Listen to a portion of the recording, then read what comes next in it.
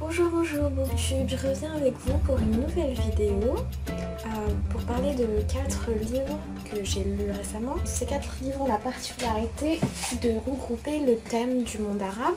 Donc en fait il y a 3 types, une fiction, 2 fictions plutôt, dont l'une est en BD, L'Arabe du futur de Riyad Sattouf, Les matins de Jenin de Suzanne Aboulhawa, et un essai de vulgarisation, entre guillemets, sur l'histoire de la langue arabe.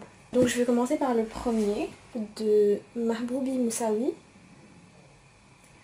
qui est un livre qui parle de l'histoire de la langue arabe, que de sa naissance, à partir de... Donc c'est une langue sémitique, donc à partir des différentes langues sémitiques, comment est née la langue arabe.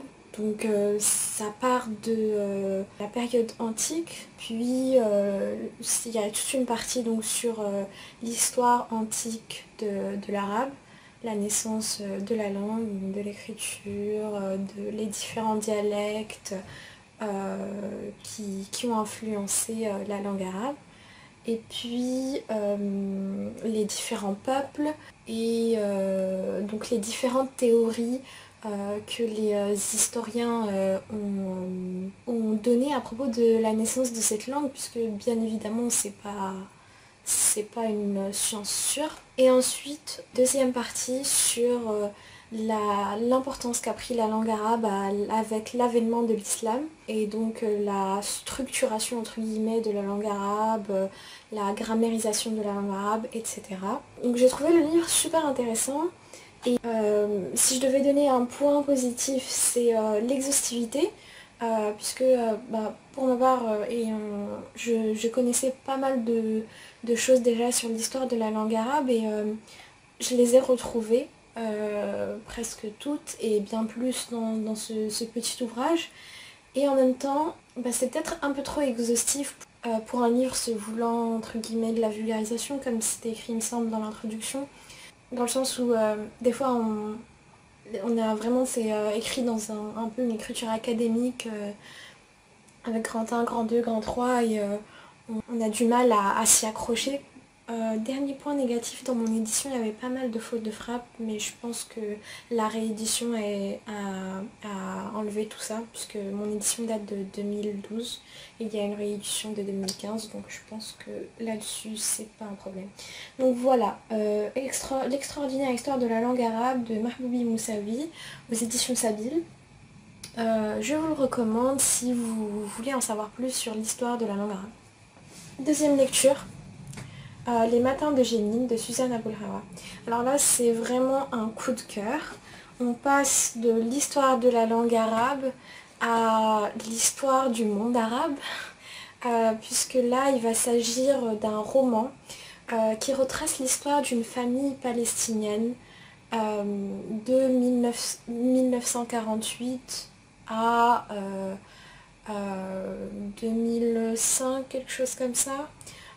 Donc c'est une histoire sur plusieurs générations, sur plusieurs continents même, avec plusieurs voix, avec le passage parfois de la focalisation interne à la focalisation externe. Et donc l'auteur, Suzanne Aboulhawa, est une américaine d'origine palestinienne qui a été influencée par les écrits de Edward Said sur la réappropriation du récit national palestinien. Et au cours d'un voyage justement dans le camp de Jenin, qui est un camp de réfugiés en Palestine, elle a décidé d'écrire ce roman qui est très documenté historiquement, qui est bien sûr, qui prend une position clairement, je dirais pas pro-palestinienne, mais tout simplement pour la paix, pour la justice, comme tout un chacun voudrait.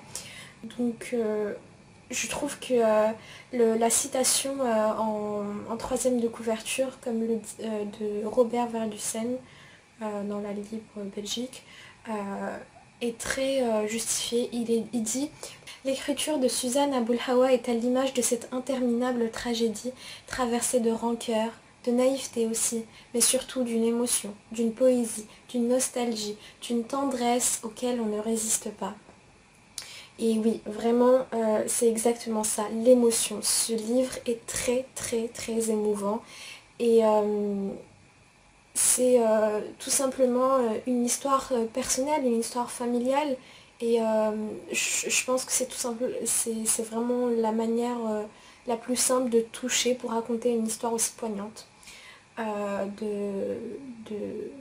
d'une famille réfugiée, puis exilée, puis... Autre chose qui m'a beaucoup touchée dans ce roman, mais que j'ai oublié de mentionner, c'est que l'auteur donne une importance à la perspective féminine de ces femmes palestiniennes et nous raconte leurs histoires sans cacher quoi que ce soit dans le positif comme dans le négatif. Et c'est un peu, ouais, c'est un peu aussi un roman féministe, je pense. Voilà. Donc un gros 5 sur 5 sur ce roman que je recommande à tous et à toutes, surtout étant donné l'actualité en ce moment, avec ce qui se passe de nouveau en Palestine, comme toujours, euh, je pense que ce livre est toujours d'actualité, même s'il date en réalité de première édition, il me semble, aux États-Unis en 2006. Il est toujours d'actualité plus de 12 ans après. On va passer de la Palestine donc à la Libye puis la Syrie.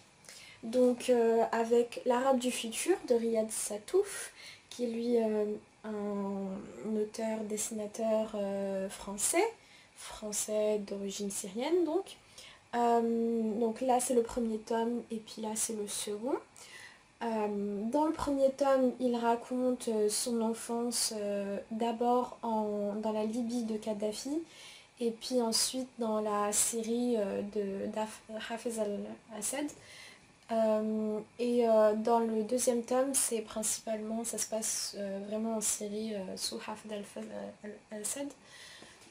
Et en fait, la seule chose que j'ai à dire, c'est que en plus d'être instructif, puisque bien sûr, il y a tous les rappels historiques sur les pouvoirs, l'époque de Kadhafi et l'époque de Hafez al-Assad.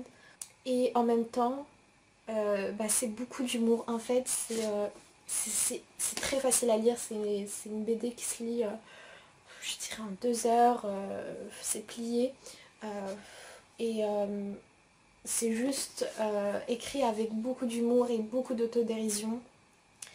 Et même si parfois je sens quelques petites choses qui me dérangent dans le livre, quelques simplifications, bien sûr, puisque l'idée, l'auteur n'est pas là afin d'expliquer toutes les nuances non plus, ça reste un livre, une BD de distraction. Au fond, c'est l'histoire d'un petit enfant qui grandit dans ce monde assez fou, assez violent et sous les dictatures arabes. Et c'est intéressant puisque au final il porte un certain regard un peu naïf, même si bien évidemment l'auteur écrit ça beaucoup plus tard. Mais on a vraiment le regard un peu naïf du petit enfant de 4 à 6 ans il me semble. Ouais, 3 à 6 ans, quelque chose comme ça. Et ouais, c'est beaucoup d'humour et c'est super agréable à lire et je, je donne un petit 4 sur 5, un grand 4 sur 5 pour Riyad Sattouf. Alors il y a un troisième tome et même un quatrième qui va apparaître en 2018 il me semble. Je sais pas si je vais les lire mais en tout cas ces deux premiers là valaient vraiment le coup donc je recommande. Au niveau des dessins, c'est très... c'est coloré déjà d'une part puisque il y a des pages en fait bleues, jaunes, rouges, etc.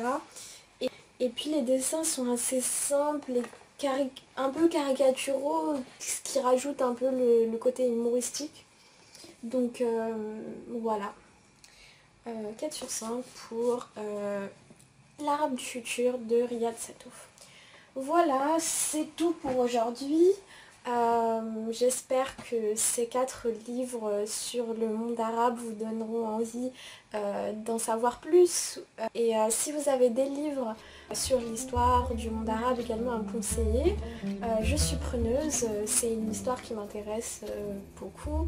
Et si je m'intéresse à l'histoire en général, voilà. Merci de m'avoir suivi et à bientôt. Ciao!